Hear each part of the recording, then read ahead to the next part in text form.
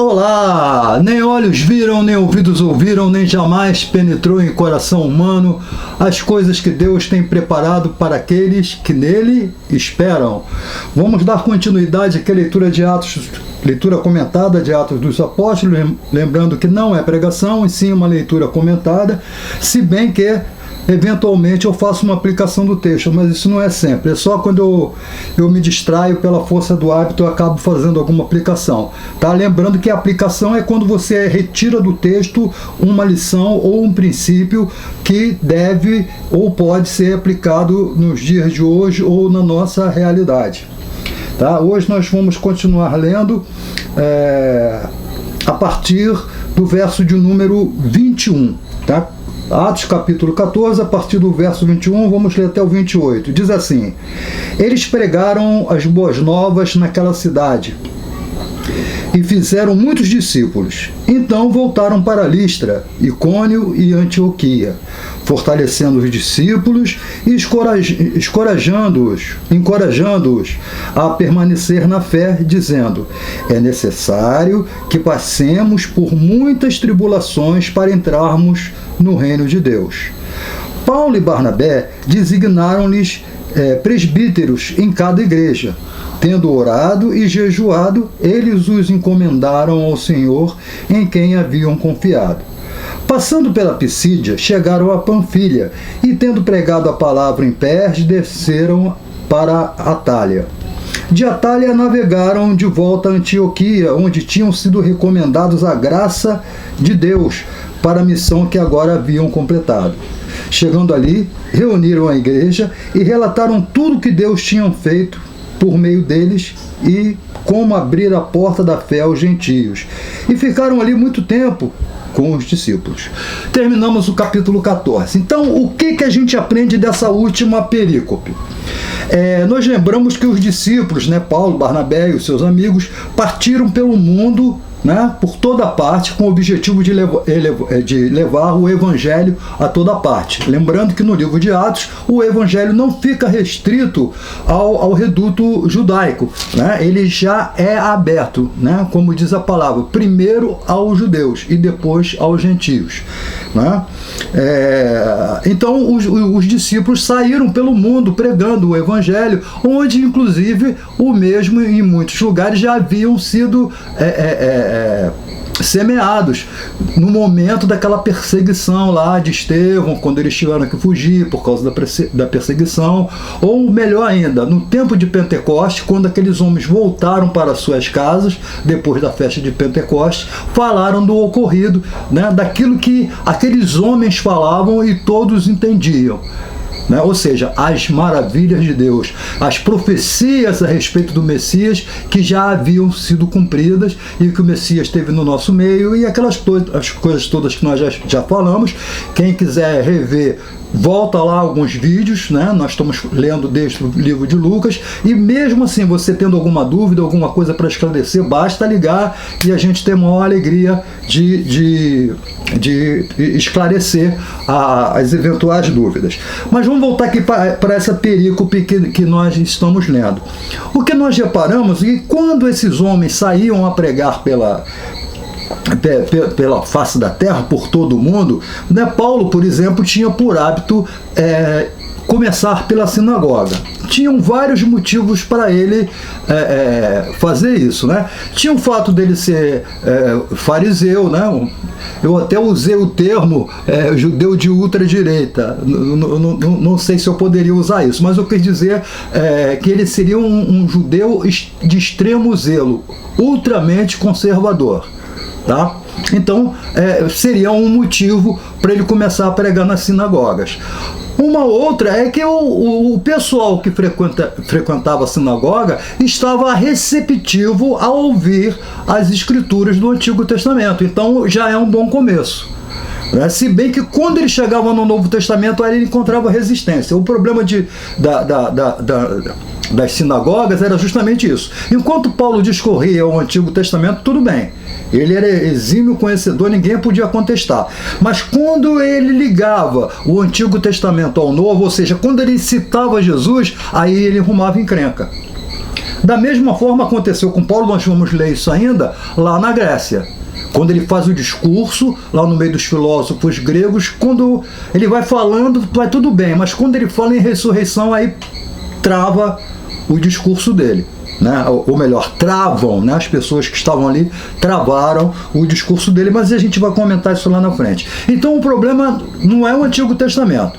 Né? O Antigo Testamento, tudo bem, ia indo, quando chegava em Jesus, aí trancava a coisa e vinha a perseguição, né? Aquela questão da nova religião, que eu usei até um ditado que diz, né? Xinga o homem, mas não mexa na religião dele, e essas coisas todas, então vinha a perseguição.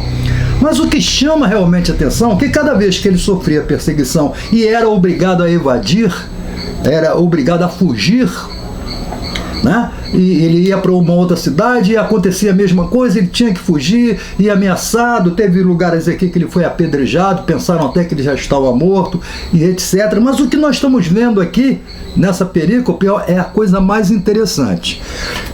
Aliás, são duas coisas. Uma delas é o que eu falei no último vídeo. Eu falei que tem religiões aí, né, seitas, que dizem que ser cristão é um mar de rosas. Basta você declarar, você botar Deus na parede, você fazer chantagem emocional com Deus, que Deus é obrigado a fazer. Né? Essas religiões ensinam isso, mas infelizmente eles estão equivocados. Não sei se por ignorância, por inocência ou por algum outro interesse escuso, mas eles estão enganados. Ser cristão não é mar de rosa. Né? Eu falei isso nos 2 últimos vídeos e hoje o próprio texto está dizendo isso, tá? Então o que acontecia? Paulo era obrigado a sair, né? Paulo e seus amigos eram obrigados a sair daquela cidade, perseguidos lá pelos judeus conservadores, que não queriam nova religião, não aceitavam a palavra de salvação e etc, etc. Mas nessa perícope, a gente está percebendo uma coisa interessante, não sei se você percebeu quando você leu, que Paulo volta para aquelas mesmas cidades onde ele havia sofrido perseguição.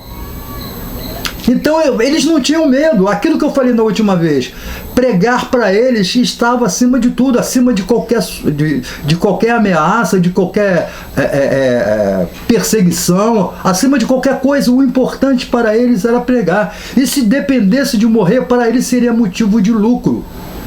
Né? O apóstolo Paulo fala que viver é Cristo, morrer é lucro. Então, se ele morresse em função do evangelho, para ele era motivo de alegria e de satisfação. Quando os discípulos foram presos, eles ficaram felizes, porque eles se entenderam dignos de serem presos, porque estavam pregando a palavra de Deus, e isso era motivo de alegria.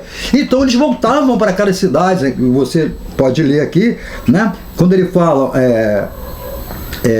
então voltaram para Listra, Icônio, Antioquia, né, cidades onde eles haviam sofrido perseguição, e dizendo assim, ó, fortalecendo os discípulos e encorajando-os a permanecer na fé, porque ficou muita gente lá ainda, né? Houve aqueles que fugiram, mas muitos ficaram lá, ainda que escondidos, mas ficaram lá, e eles voltaram, encontraram com aquelas pessoas e fortalecia, né? Tipo, encorajava, vamos em frente, vamos continuar, não vamos parar. Lembra quando, lá no início ainda do livro de Atos, quando eles ameaçaram, vocês não podem mais pregar o nome desse tal de Jesus, né? Senão nós vamos prender, vamos torturar, etc e tal. E eles disseram, olha, o que importa? Obedecer a Deus ou obedecer aos homens?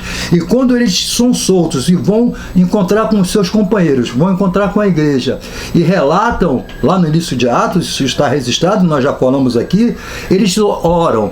E eles oram para quê? Para Deus livrá-los das mãos das autoridades? Não. Eles oram a Deus pedindo a Deus para dar intrepidez. Em outras palavras, se nós fôssemos traduzir, se bem que eu estou lendo aqui a NVI, e a versão da NVI é bem simples para nós, né? Bem mais simples do que a atualizada. Eu não tenho nada contra, atualizada, corrigida, nada contra. Só que a linguagem daqui é mais simples, né?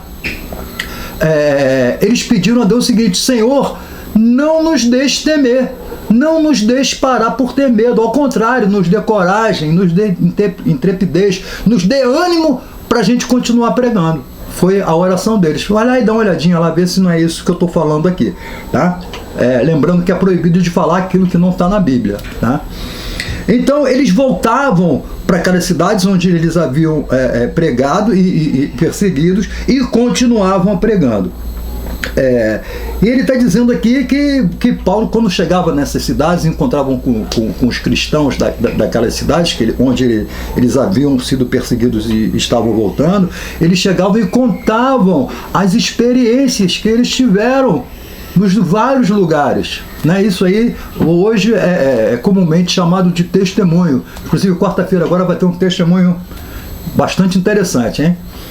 Reverendo Joaquim Barbosa, Mateus Barbosa, vai dar um testemunho aí, que é uma coisa impressionante. Quarta-feira agora, depois de amanhã.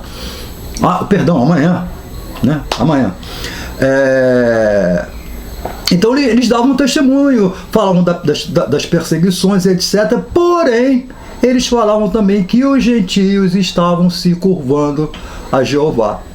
E isso era uma coisa espetacular, né? Eu já expliquei isso aqui, que até então Jeová era Deus somente dos judeus. Aqui no livro de Atos que começa a abrir para os gentios. Tá? E aqui ficaram muito tempo, acho que não tem muita coisa para explicar, mas se ficou alguma dúvida, você, por favor, ligue para mim, mande uma mensagem, fique à vontade para esclarecimento das dúvidas. A gente termina o capítulo 14 de Atos dos Apóstolos, lembrando que é o início da igreja. Só que nós estamos no capítulo 14 e aqui já são milhares e milhares já adeptos, apesar das perseguições. Muito pelo contrário, quanto mais a igreja era perseguida, mais ela crescia. Tá bom? Lembrando, o curso Conhecendo Deus através da Bíblia. Esse curso é inteiramente grátis, dos 7 aos 107 anos, um curso online, você não paga absolutamente nada, você só tem que ligar, dar o seu nome e combinar como esse material chega até você, tá bom? Se depois surgiu alguma dúvida, você vai ter uma aula especial para te esclarecer qualquer pergunta mais pessoal, né? Talvez as pessoas fiquem com vergonha de perguntar uma coisa para todos, né? Mas preferem perguntar uma coisa de maneira mais particular, e você vai ter essa oportunidade também. Tá bom? 999-645836, qualquer pergunta é só ligar. Nem olhos viram, nem ouvidos ouviram, nem jamais penetrou em coração humano as coisas que Deus tem preparado para aqueles que nele esperam. Um lembrete: o Hemocentro está carente de sangue e eles estão fazendo campanhas de doação de sangue. Você que é saudável, entre em contato, procure saber quais são os dias, né? Na realidade é de segunda a sábado, tá? Você que é saudável, vá para lá, chegue lá em jejum, ou pelo menos coma alguma coisa leve, né? Eu tive lá certa feita, e na hora de doar, o profissional lá me perguntou assim: você comeu alguma coisa gordurosa? Eu falei: comi manteiga. Muita manteiga? Não, eu falei: pouquinha manteiga. Ele falou: no pão? Foi no pão. Quantos pães você comeu? 4. Aí ele falou: então não pode não. Eu comi pouquinha manteiga, mas eram 4 pães, então não pude doar. Então sirva de experiência. Se quiser comer alguma coisa, coma alguma coisa bem leve, um cafezinho, talvez um biscoitinho, uma coisa leve, nada de gordura, mas depois você compensa. Vale a pena por essa causa. Doe sangue. Quem doa sangue, doa vida. Lembre que Jesus deu o sangue dele para a salvação da nossa alma, e você pode doar sangue para salvar vidas. O hemonúcleo, né, está recebendo doações. Tá bom? Amanhã a gente continua no capítulo 15. Até lá, então. Uma boa noite a todos. Que Deus nos abençoe e Deus nos proteja. Tchau.